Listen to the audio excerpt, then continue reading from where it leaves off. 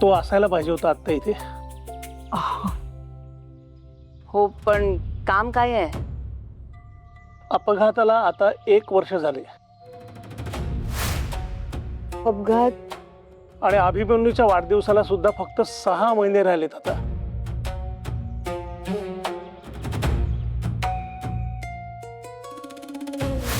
नाही म्हणजे तुला कल्पना असेल ह्याची सगळ्याची, पण फक्त मुद्दाम सांगतोय तुला, ते सांगायला आलो होतो. वर्षभरापूर्वी अपघात म्हणजे मोहनला गायब होऊन सुद्धा 1च वर्ष झालंय. आणि सगळी कागदपत्र तयार ठेवली ती, त्याची फाईल सुद्धा केलेली आहे. ऐन वेळेला फाईलसाठी तुमची धावपळ नको म्हणून ती द्यायला आलोय मी.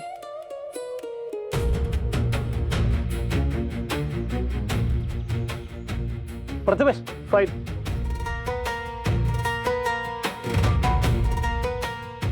बघ, या फाईलमध्ये महत्वाची कागदपत्र आहेत. एकदा सगळी कागदपत्र बघून घे, पण लक्षात ठेव ही फाईल जपून ठेव.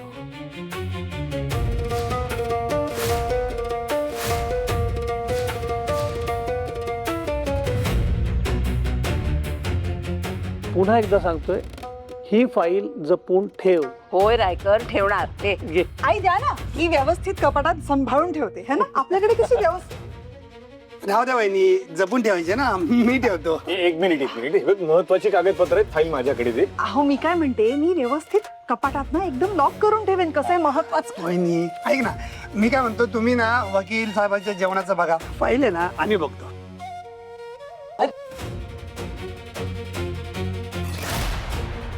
तुला काय कळतं रे या फाईल मधलं? फाईल दे इकडे. अहो सोडा ना, जाऊ द्या. काय जाऊ द्या.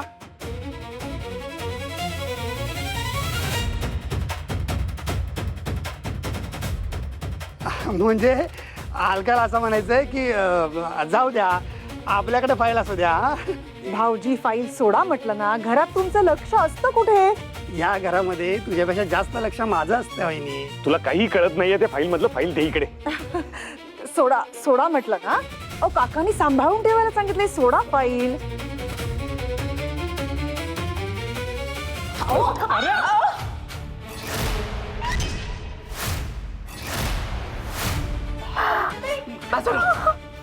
अलका, अलका काय झालं? अलका ठीक आहेस ना? डॉक्टरांना बोलवूया का? पाणी घे, पाणी. काय चाललंय तुमचं? बाप होणार आहेस ना रे राजवर्धन, आणि एवढं कळत नाही तुला? तिला खरंच काय झालं असतं तर काय केलं असतंस? आई तीच आली मग. भाऊजी तुम्ही काय बघायचं, सांभाळायचं ना जरा. आणि संजीवनी, तुझं काय ग? या घरची मोठी सून आहेस ना, शोभतं का तुला असं वागणं? अहो आई, यात माझी काय चूक आहे. गप्पा बसा, आता कोणीही एक शब्द बोलणार नाहीये.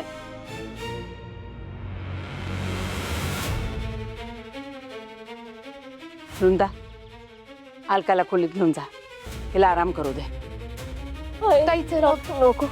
आई, मला भीती वाटते. अलका, घाबरण्यासारखं काही नाहीये. आता धक्का लागला ना तुला, म्हणून कळ आली असेल. खोलीत जा आणि आराम कर. हा वृंदा, मी मदत करते तुला. सावकाश सावकाश. सांभाळून जा हा अलका. आणि काय रे, काय चाललंय तुमचं? काही शिस्त वगैरे आहे का नाहीये? लक्षात ठेवा, हे घर अजूनही माझं आहे आणि मला असं वागलेलं चालणार नाही. आणि इकडे फाईल. अहो आई, वकील काकांनी फाईल सांभाळून ठेवायला सांगितली होती ना, म्हणून मी म्हटलं की माझ्याकडे एकदम जपून ठेवते. कसं आहे, आणि आता तुमचं थोडं वय झालंय, कधी गोष्टी कुठे ठेवले जातात पटकन लक्षात नाही राहत ना. इकडे तिकडे झाली तर फाईल. माझ्या लक्षात राहतं. अहो पण आई, माझं वय झालं असलं ना तरी माझं सगळीकडे लक्ष असतं. हे बघा, तुमची कितीही इच्छा असली तरी अजूनही जानकी ताईच मालकीण आहे. त्यामुळे सध्या तरी फाईल मालकिणीकडेच राहू दे. हो हो.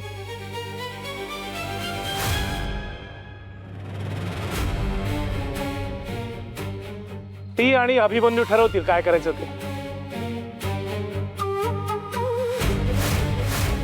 आणि जानकीताई, ही फाईल जपून ठेव.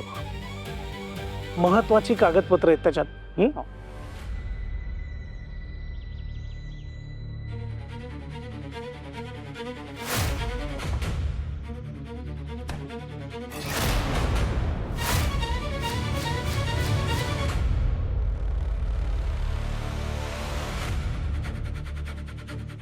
सगळे विसरून गेलेत की ही भैरवी सुद्धा या घरातलीच आहे.